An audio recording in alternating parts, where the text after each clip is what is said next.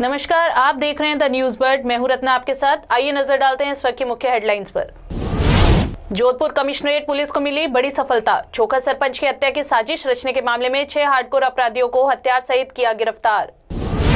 भारी हंगामे के बीच पीपाड़ नगर पालिका का वार्षिक बजट हुआ पारित। 54,81,99,000 रुपए का बजट पारित हुआ। डॉग्स कार्निवल में मॉडल्स के साथ वॉक करते नजर आएंगे स्ट्रीट डॉग्स। अब खबरें विस्तार से। जोधपुर कमिश्नरेट पुलिस ने एक बड़ी सफलता हासिल करते हुए सरपंच की हत्या की साजिश रच रहे गैंगस्टर हार्डकोर अपराधियों को धर दबोचा है और उनके कब्जे में भारी मात्रा में हथियार भी बरामद किए हैं। पुलिस कमिश्नरेट रविदत्त गौड़ ने बताया कि पिछले कुछ दिनों से हार्डकोर अपराधियों व गैंगस्टर को सोशल मीडिया पर फॉलो करने वालों के विरुद्ध कार्रवाई की जा रही थी। इसी दौरान साइबर सेल में कार्यरत हेड कांस्टेबल प्रवीण गहलोत को मुखबिर के जरिए इत्तला मिली कि चौखा सरपंच चुन्नीलाल टाक की हत्या करने की नीयत से कुछ नामी बदमाश मंडोर थाना क्षेत्र में अमरेश्वर महादेव मंदिर के पीछे दुर्गम पहाड़ियों में छिपे हुए हैं। सूचना पर पुलिस टीम ने एसडीपी नाजिम अली के नेतृत्व में पूरे पहाड़ी इलाके में घेराबंदी की और दबिश देकर मौके से पूर्व फौजी उमेद सिंह और रावल सिंह को गिरफ्तार किया। उनके कब्जे में 2 लोडेड पिस्तौल, 2 लोडेड मैगजीन, 24 कारतूस बरामद किए गए हैं। वहीं उनसे पूछताछ में सामने आया है कि वह चौखा सरपंच चुन्नीलाल टाक की हत्या करने वाले थे। पुलिस ने मामले में मुखबिर के रूप में उनका सहयोग कर रहे ईश्वर सिंह राजपूत और ईश्वर सोलंकी को भी गिरफ्तार किया है। वहीं मामले में शार्प शूटर आयुष पंडित और अमित पारिक को भी गिरफ्तार किया गया है। उमेद सिंह के विरुद्ध अलग अलग थानों में गंभीर प्रकृति के 8 से अधिक मामले दर्ज हैं। पुलिस ने पूरे घटनाक्रम में आरोपियों के कब्जे में कुल 6 पिस्टल, 13 मैगजीन, 127 कारतूस, 7 खाली केस हुए एक हीरो पावर बाइक को भी जब्त किया है। जो पूर्व में सेना में काम करता था, बाद में वो रिटायर 4 साल काम करने में रिटायर हो गया। वर्तमान में वो राजीव गांधी नगर के पोक्सो के केस में वांटेड था और वहां से फरार था। उसके बाद में उसके साथ में जो उसका साथी था एक रावल सिंह, जो उसके साथ ही पहाड़ियों पे पिछले 15 दिन से पहाड़ियों पर रह रहे थे। सुबह शाम वहीं खाना खाते थे, वहाँ पहाड़ियों पे सोते थे। एक तो फरारी के चक्कर में, उसके अलावा चौखा गांव में इन्होंने अपने 2 मुखबिर छोड़ रखे थे, ईश्वर सिंह सोलंकी और एक ईश्वर सोलंकी और ईश्वर सिंह, ये 2 मुखबिर थे। आज इन्होंने तय किया था कि आज मॉर्निंग में चौखा सरपंच की हत्या करेंगे, उसको शूट करके। तो आज सुबह से 2 व्यक्ति तैनात थे जो इनको बार बार सूचना कर रहे थे कि अब ये सरपंच घर से बाहर निकल गया है। क्योंकि हमारी गिरफ्त में आ चुके थे, इसलिए इस बात की जानकारी हमारे को जो भी कॉल आ रहे थे हम भी अटेंड करे थे, इनको भी अटेंड करवा रहे थे। तो उसके साथ जाहिर हो रहा था कि आज ये हत्या करने वाले थे। जो ईश्वर नाम के व्यक्ति थे दोनों, उनको वहाँ जाकर के 3 लोग करके उनको भी दोनों को उठाया गया जो इस काम में लिप्त थे। अगर इनको आज नहीं पकड़ा जाता तो निश्चित रूप से आज चौखा सरपंच की हत्या की वारदात जो निर्धारित करती। उसके बाद में इस वारदात में 2 व्यक्ति और लिप्त है, एक तो आयुष पंडित और अमित पारिक। इन दोनों के पास में भी इन्होंने हथियार छोड़ रखे थे, जो किसी वक्त जरूरत है तो हथियार वापस सप्लाई करते, कारतूस कम करते तो भी सप्लाई करते। बेसिकली ये फौजी है जो उमेद सिंह फौजी, ये जयपुर में जो अभी कुछ दिनों पहले राजा पार्क एरिया में, ईस्ट एरिया में फायरिंग की घटना हुई थी जिम के अंदर, उसमें भी इसने अपराधियों के लिए वहाँ जगह मुहैया कराई थी और हर तरह से इसने कॉपरेट किया था और वहाँ एक वांटेड भी था। इसके ताल्लुक ऋतिक बॉक्सर गैंग से भी है। ऋतिक बॉक्सर के बाद रोहित गोदारा और लॉरेंस कृष्ण की एंट्री होने की जानकारी प्राप्त हुई है। इनसे भी गहन पूछताछ हम कर रहे हैं। इनका प्लान ये भी था कि आगे ये खुद अपनी गैंग बनाना चाह रहा था उनमें से, और ये इसकी सरपंच की मर्डर करके उसके बाद में किसी अन्य लोगों को फायरिंग करके या उस पर ब्लैंक कॉल करके फ़ोन करके उनसे 2 करोड़ 3 करोड़ की रकम मांगने का भी इसका उद्देश्य था। एक बार टेरर अपना फैलाना चाहा था, इसलिए इसने गैंग बनाई थी, इसलिए पहाड़ों पर टिका हुआ था ये, और इसी जगह को अपना ठिकाना बनाना चाह रहा था। चौखा सरपंच और ये एक और उमेद सिंह और कल्याण सिंह, एक जो पूर्व सरपंच है ये उसकी तरफ है, और इन तीनों को बेसिकली जमीन का कारोबार है और पैसे के लेन देन को लेकर के विवाद था, नंबर 1। नंबर 2, इसके खिलाफ में जो भी पॉक्सो का केस हुआ था रैप का उमेद सिंह फौजी के खिलाफ में, तो इसको ऐसा अंदेशा था कि ये केस इसने चुन्नीलाल टाक जी ने ही इसके खिलाफ में दर्ज करवाया और बदले की भावना से उसको मर्डर करना चाहता है। और ये पहले उमेद सिंह भू माफिया की तरह भी काम करता था, इसके कई मुकदमे से पहले दर्ज है, आर्थिक बदले से पहले दर्ज है। और इसी में इनका आपस में कुछ कोई झगड़ा हुआ, कोई बात हुई आपस में गांव में, फिर उसके बाद वही दुश्मनी आगे बढ़ती गई और अब उसको खास टारगेट था कि चुन्नीलाल टाक को मुझे मर्डर करना है। नागादड़ी की पहाड़ी। हाँ जी हाँ। उन्होंने कहीं पर इसीलिए नहीं ली शरण, उनको था कि कोई इन्फॉर्म कर देगा और हम पकड़े जाएंगे। इस वजह से उन्होंने कहीं किसी किराए पर या किसी कोई धर्मशाला में कोई शरण नहीं ली, वो वहीं पर ही रहते थे और हाइट पर थे कि कोई भी अगर आ रहा है जा रहा है तो उनको पता चल जाए और वो बिल्कुल इस चीज़ से वो रहे कि कोई भी उनको पकड़ नहीं सकता। उन्होंने पूरी ऐसी अपनी प्लानिंग की।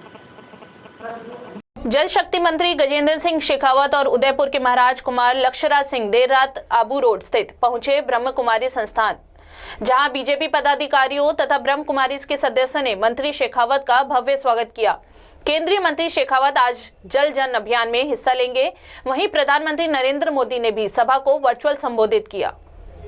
डांगियावास थाना अंतर्गत बीसलपुर गांव में एक ग्रामीण की आत्महत्या करने के मामले में मृतक के पुत्र की ओर से सरपंच प्रतिनिधि ग्राम विकास अधिकारी संदीप दवे वीडियो सॉन्ग लाल के खिलाफ आत्महत्या के लिए प्रेरित करने का मामला दर्ज किया गया था।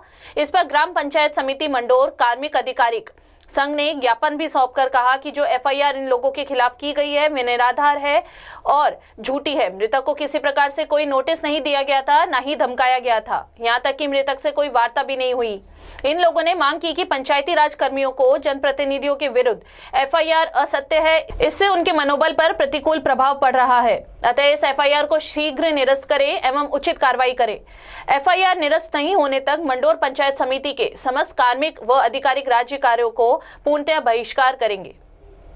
जी, कल जो भी बिसलपुर में घटना हुई है उसमें ग्राम सेवक संघ मंडोर और केरू के समस्त ग्राम सेवक है वो कार्य बहिष्कार कर रहे हैं। जब तक निष्पक्ष जांच नहीं हो जाती और एफआईआर निरस्त नहीं हो जाती तब तक संपूर्ण रूप से कार्य बहिष्कार किया जाएगा और धरना प्रदर्शन। जैसलमेर में अकाल राहत के तहत लगाए गए पशु शिविरों का भुगतान पिछले 7 माह से लंबित है।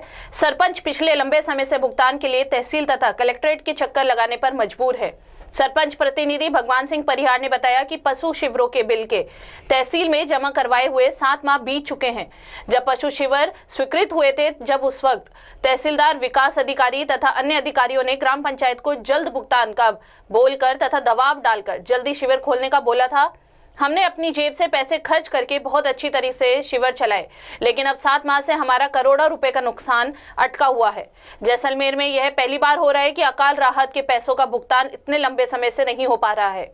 हमने आज तहसीलदार को ज्ञापन सौंपा है, उन्होंने हमें जल्द भुगतान का आश्वासन दिया है।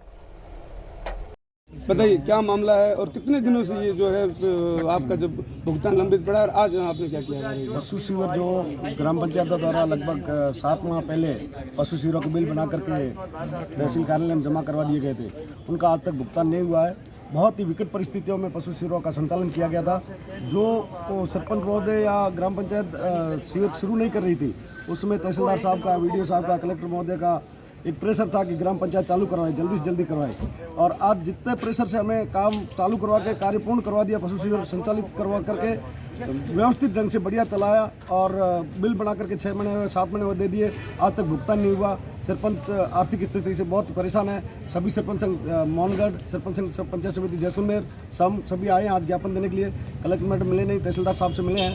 तहसीलदार साहब ने संतोषजनक जवाब दिया कि हम लगे हुए हैं, टीम कागज बनवा रहे हैं। वापस दोबारा 2 बार हमने भेजे तो वापस आए हैं, चेक लिस्ट बनाई और तैयारी कर रहे हैं। कितने समय से लंबित है ये? 7 माह से लगभग 15 जुलाई 2022 में हमने ये बिल बना करके दे दिए थे, 15 जुलाई तक सारे बिल, और आज तक 7 महीने से कोई सुनवाई नहीं हो रही भुगतान की। कुछ अधिकारियों से भी मिले, एमएलए साहब से मिले, मंत्री जी से मिले। ये जैसलमेर के अंदर अकाल रात में पहली बार हो रहा है कि अकाल रात में पशु शिविर संचालन करवाने के बाद भुगतान नहीं हो रहा है। ये लगभग 6-7 महीने हो गए। सभी सरपंचों का लगभग अनुमानित कितना भुगतान हो सकता है? करोड़ों में है, प्रत्येक 40 करोड़ के लगभग भुगतान है पूरे जैसलमेर 6 समितियों का। जैसलमेर भुगतान आए को भी लगभग 15-20 दिन हो गए अभी तक नहीं। अब वक्त हो चला है एक ब्रेक का। आप बने रहिए द न्यूज वर्ल्ड के साथ। हेल्थ से जुड़े हर विषय पर होगी सीधी बात। देखिए टॉक फॉर हेल्थ, जहां होंगे मेडिकल एक्सपर्ट्स, डॉक्टर्स और स्पेशलिस्ट जो आपको देंगे सही राय और सही सलाह। टॉक फॉर हेल्थ हर गुरुवार दोपहर 1 बजे। जनता से जुड़ी हर खबर, खबरों से जुड़ा हर सच,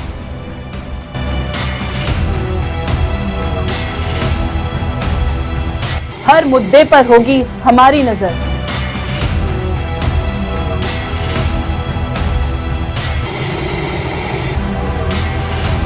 हम आपको बताएंगे खबरों के पीछे का सच।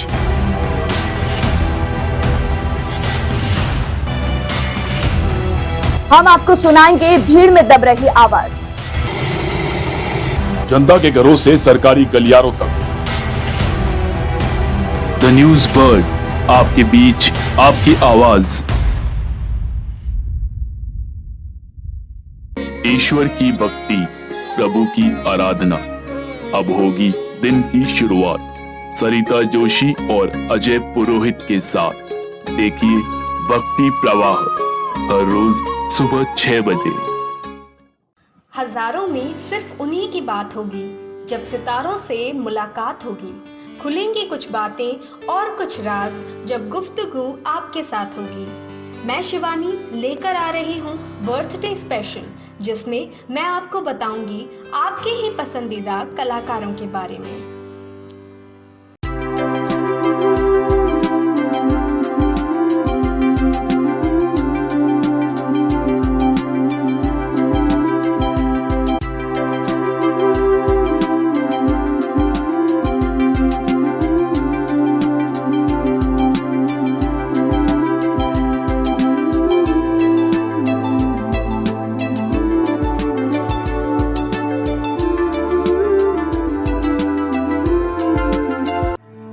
एक ऐसा प्रदेश जहां वीरों ने अपने खून से लिखा इतिहास। एक ऐसा प्रदेश जहां आज भी सुनाई जाती है वीरों की गाथाएं। एक ऐसा प्रदेश जहां के दुर्ग खुद बताते हैं यहां का इतिहास। द न्यूज बर्ड पर देखिए गौरव राजस्थान का हर सोमवार दोपहर 1 बजे। एक सितारा जिसने किया करोड़ों लोगों की दिलों पर राज। अपनी कलाकारी से कभी रुलाया तो कभी हंसाया। रंगमंच की दुनिया में जिसने की खूब अपनी जिंदगानी। द न्यूज बर्ड पर जानिए ऐसे ही सितारों की कहानी, अर्पिता की जुबानी। ब्रेक के बाद आपका फिर से स्वागत है। पीपार शहर नगर पालिका में जोरदार हंगामे के बीच 54 करोड़ 81 लाख 99 हजार रुपए का बजट पारित हो गया है। आगामी सत्र 2023-24 में विभिन्न अनुमोदन एवं प्रस्ताव को लेकर शहर का विकास कार्य करवाया जाएगा। नगर पालिका में चेयरमैन समूदेवी सांखला की अध्यक्षता में सुबह अंबेडकर भवन इंदिरा कॉलोनी में बैठक शुरू हुई।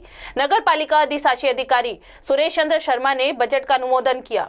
प्रस्तावित बजट में नगर पालिका क्षेत्र के विद्युतीकरण के कार्य, नए उद्यान निर्माण, तालाब का सौंदर्यीकरण, सुलभ कॉम्प्लेक्स का निर्माण, यातायात गुमटी का निर्माण व सेल्फी पॉइंट का निर्माण मुख्य रूप से प्रस्तावित किए गए हैं। बोर्ड बैठक के दौरान पालिका ने सभी सदस्य उपस्थित थे। पालिका अध्यक्ष समूदेवी ने कहा कि मेरे द्वारा शहर के सर्वांगीण विकास में कोई कसर नहीं छोड़ी जाएगी।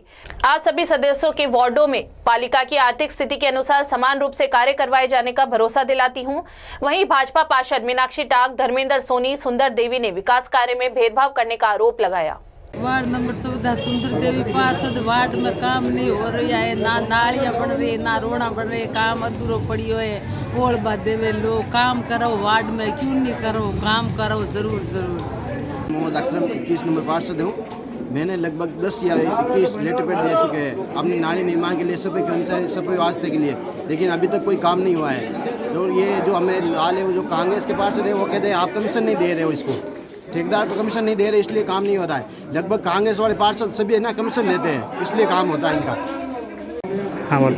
नगर पालिका पीपार सिटी ने सभी पार्षदों ने पक्ष विपक्ष ने मिलकर बजट पास किया, इसलिए पार्षदों की मनुष्य अनुसार 10-10 लाख का हर वार्ड में उनका खुद का बजट देके वो खुद की आपकी मर्जी से काम करें, जहाँ भी करेंगे वहाँ टेंडर निकाल देंगे। और डिवाइडर का भी लिया, सौंदर्यीकरण का भी लिया, तालाब का भी लिया, जो भी विकास का पीपार में जो भी विकास कार्य की कमी है वो पूरी करेंगे।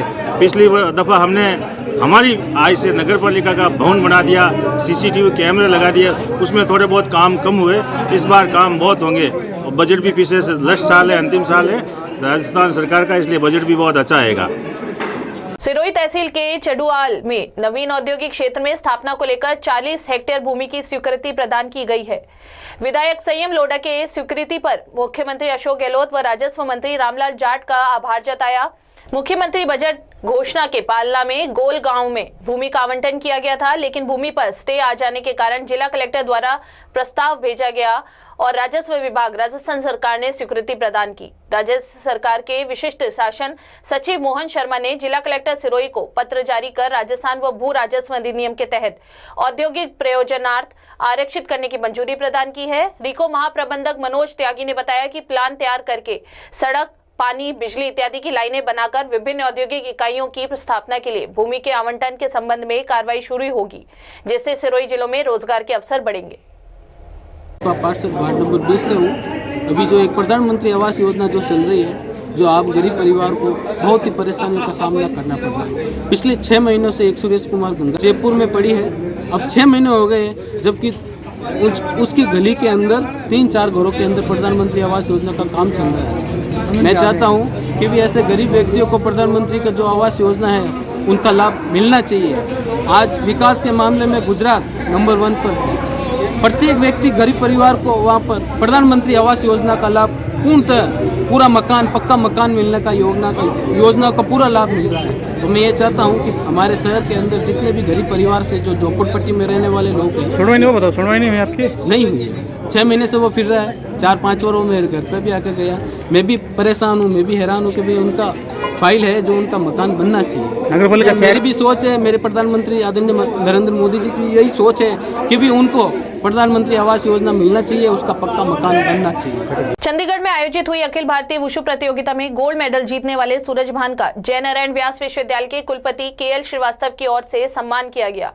हाल ही में चंडीगढ़ में अखिल भारतीय वुशु प्रतियोगिता आयोजित हुई थी, जिसमें 56 भार वर्ग में सूरज भान ने बेहतरीन प्रदर्शन करते हुए गोल्ड मेडल जीता। इस अवसर पर यूनिवर्सिटी की ओर से होनहार खिलाड़ी को 21,000 का नगद पुरस्कार देने की घोषणा की गई है। साथ ही उन्हें विश्वविद्यालय प्रशासन की ओर से प्रशस्ति पत्र भी दिया जाएगा। छात्र ने बताया कि उनकी सफलता का सारा श्रेय उनके गुरुजनों व विश्वविद्यालय प्रशासन को देते हैं और आने वाले दिनों में वह भारत देश के लिए और बेहतरीन प्रदर्शन करेंगे, इसके लिए प्रयासरत है। जयनारायण व्यास विश्वविद्यालय के होनहार खिलाड़ी ने चंडीगढ़ में आयोजित अखिल भारतीय वुशु प्रतियोगिता में 56 किलोग्राम भार वर्ग में गोल्ड मेडल प्राप्त करके यूनिवर्सिटी का नाम गौरवान्वित किया। इस छात्र को आने पर सम्मान किया गया तथा इसको निकट भविष्य में 21,000 रुपये कैश यूनिवर्सिटी की तरफ से दिए जाएंगे और एक सम्मान समारोह आयोजित किया जाएगा। आज जो भी मैं यहाँ पे यूनिवर्सिटी में मेडल जीत के आया, वो सर GD सर और दाइमा सर और मेरे गुरुजी, सो उन सबकी वजह से, पेरेंट्स की वजह से मेडल जीत के आया मैं, और इस पोजीशन में आज आगे बढ़ा मैं। उनके लिए थैंक यू, सबको थैंक यू। सूरज भान सिंह। जोधपुर शहर में 19 फरवरी को पोलो ग्राउंड में डॉग कार्निवल आयोजित किया जाएगा। इस कार्निवल में खास बात यह होगी कि 7 प्रदेशों से 200 से अधिक ब्रीड डॉग तथा स्ट्रीट डॉग शिरकत करेंगे। इस दौरान डॉग के साथ मॉडल्स कैटवॉक करते हुए भी नजर आएंगी। Society of Sun City Canal Club के और पुकार फाउंडेशन के संयुक्त तत्वाधान में महाराजा गज Singh sports foundation polo ground में कार्निवल आयोजित किया जाएगा। सोसाइटी के सचिव हनी चौधरी ने बताया कि रविवार को सुबह 10 बजे से शाम 6 बजे तक कार्निवल आयोजित किया जाएगा, जिसमें महाराष्ट्र, गुजरात, पंजाब सहित 7 प्रदेशों के करीब 200 डॉग्स शिरकत करेंगे। पुकार फाउंडेशन की उपाध्यक्ष अर्पणा बिस्सा ने बताया कि कार्निवल में ब्रीड डॉग्स के अलावा स्ट्रीट डॉग्स का रजिस्ट्रेशन भी किया जाएगा। साथ ही सभी डॉग्स के लिए फ्री वैक्सीनेशन की सुविधा भी रहेगी। अर्पणा बिस्सा ने बताया कि बच्चों में जीव दया की भावना को जागृत करने के लिए एक पेंटिंग कंपटीशन भी आयोजित किया जाएगा, जिसमें बच्चे स्ट्रीट डॉग्स पर होने वाले अत्याचार चित्र के माध्यम से प्रदर्शित करेंगे। जी, हम लोग ये डॉग शो करवा रहे हैं 19 फरवरी 2023 संडे को। इसका टाइमिंग 10 से 6 बजे तक का रहेगा, सुबह 10 से लेकर शाम को 6 बजे तक। और इसके अंदर पपीज़ के लिए फ्री अडॉप्शन कैंप रखा गया है, जिसमें स्ट्रीट डॉग वाले बच्चों को अपन अच्छे से अच्छे घरों में पहुंचाने की कोशिश करेंगे। और फ्री वैक्सीनेशन कैंप भी रखा गया है इनके लिए। और इसके अंदर फैंसी ड्रेस कंपटीशन होगा डॉग्स का, डॉग्स मॉडल्स के साथ रैंप वॉक करेंगे। और ड्राइंग कंपटीशन रखा गया है बच्चों के लिए अगेंस्ट एनिमल क्रुएल्टी। और ब्रीड कंपटीशन भी है इसके अंदर। सारे ब्रीड्स के डॉग्स आएंगे अलग अलग, और 7 प्रदेशों से हैं 200 ब्रीड के अलग अलग डॉग्स। वो बता जी। मैं पुकार एनिमल केयर सोसाइटी की उपाध्यक्ष हूँ। जो हमारा NGO है वो मेन काम करते हैं जानवरों के अडॉप्शन का, ट्रीटमेंट का, रेस्क्यू का, और जो पशु क्रूरता होती है उनको फाइट करने का। यहाँ पर जो एक और बहुत इम्पोर्टेंट काम होने वाला है वो है कि जो हमारे भारतीय कुत्ते होते हैं जिनको हम बहुत इग्नोर कर चुके हैं, भारतीय होने के बावजूद भी उनका अडॉप्शन कराना और लोगों को बताना कि वो एक्चुअली कितने वैल्यूएबल, कितने इम्यून और कितने स्ट्रांग होते हैं, कितने वफादार होते हैं, जो पूरे गली के, मोहल्ले के, पूरे टाउन की जो रक्षा करते हैं वो लोगों को बताना। और जो बच्चे आएंगे छोटे छोटे हम लोगों के, जो एनिमल क्रूअल्टी के ऊपर ड्राइंग करेंगे, जिससे समाज में एक मैसेज फैलेगा, पहुंचेगा कि पशु क्रूरता करना कितनी गलत बात और दंडनीय अपराध है। तो लोगों में कंपैशन बढ़ेगा, दया की भावना बढ़ेगी, बच्चे अच्छे होंगे, सीखेंगे, जब बड़े होंगे उनमें संवेदनशीलता बढ़ेगी और जो हमारे भारतीय डॉग्स हैं उनको अच्छा घर मिले, ये हम लोग उम्मीद करते हैं, ताकि लोगों तक ये मैसेज पहुंचे कि ये चीज़ बहुत इंपॉर्टेंट है। अंत में नजर डालते हैं एक बार फिर से मुख्य हेडलाइंस पर। जोधपुर कमिश्नरेट पुलिस को मिली बड़ी सफलता। चोखा सरपंच की हत्या की साजिश रचने के मामले में 6 हार्डकोर अपराधियों को हथियार सहित किया गिरफ्तार। भारी हंगामे के बीच पीपाड़ नगर पालिका का वार्षिक बजट हुआ पारित। 54,81,99,000 रुपए का बजट पारित हुआ। डॉग्स कार्निवल में मॉडल्स के साथ वॉक करते नजर आएंगे स्ट्रीट डॉग्स। अभी के लिए फिलहाल इतना ही। राज्य की और खबरों के जानने के लिए बने रहिए द न्यूज बर्ड के साथ।